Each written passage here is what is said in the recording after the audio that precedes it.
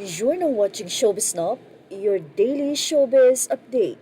Nauna na nga nagkaroon ng espekulasyon ang mga netizen sa di umano ay hindi pagkakasuot ng wedding ring ni Bea Alonso.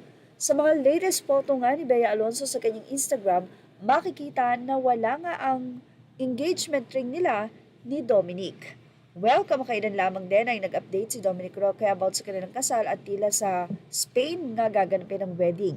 Pero nito lamang, tila nakumpirma nga ng mga netizen na may problema na nga sa pagsasama ng dalawa matapos nga nang tanungin si Bea Alonso ay puro wala ang sagot nito sa mga tanong sa kanya about sa wedding plan nila ni Dominic Roque.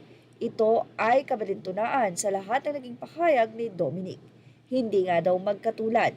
At dahil nga hindi napansin ng netizen ang singsing, mukhang may problema na nga daw talaga at on the rocks ang nasabing relasyon ng dalawa.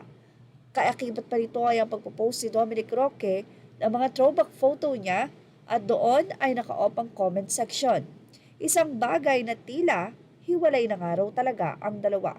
Or maybe promo-promo lang sa bagong serye ni Bea. Well, mukhang kung promo lang to ay hindi papayag si Dominic pagdating sa ganun. Ano nga kaya ang problema? Budgeting sa wedding? Narito po ang naging say ng mga netizen.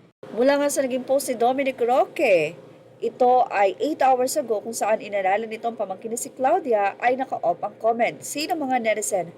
Bakit hindi suot ang engagement ring? Oo nga no, inulit ko tingnan kamay ni B. Sino naman ang isa? Bea's not wearing her engagement ring since last week. No ganaps na rin sila ni Dom. Dom is also sad boy in his lately IG.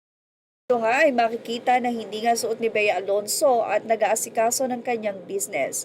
Say pa ng ilang netizen, Idol, kamusta kayo ni Dom?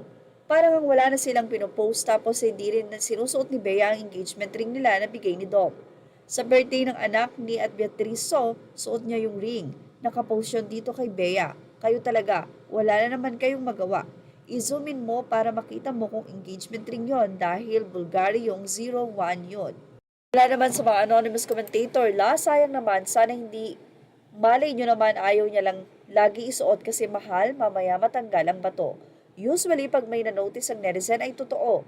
Widow's War po, abangan sa Gemmy Primetime. Lol, sinang isa.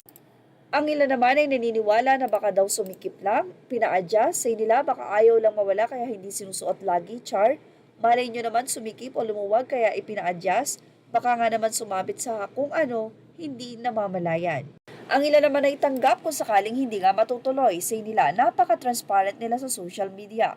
You can blame the fans, followers, and even bashers to speculate. Hindi naman siguro nakakahiya kung hindi matuloy ang kasal kasi si Yase at Denise nga, hindi naman din natuloy. Mahirap ipmagaya siya kay Carla. Sayang ang gastos sa pagpapakasal. Well, tuwing mag-i-interview nga ang dalawa, inaamin nila na lagi ngang may problema or muntik na silang maghiwalay. This time, mukhang naghiwalay na nga ba ng tahanan si Dom at Bea. Well, tingnan natin ang mga susunod na kabanata. Yan ang ating Showbiz Snap update. Images are all credit to the rightful owners and thank you for watching Showbiz Snap.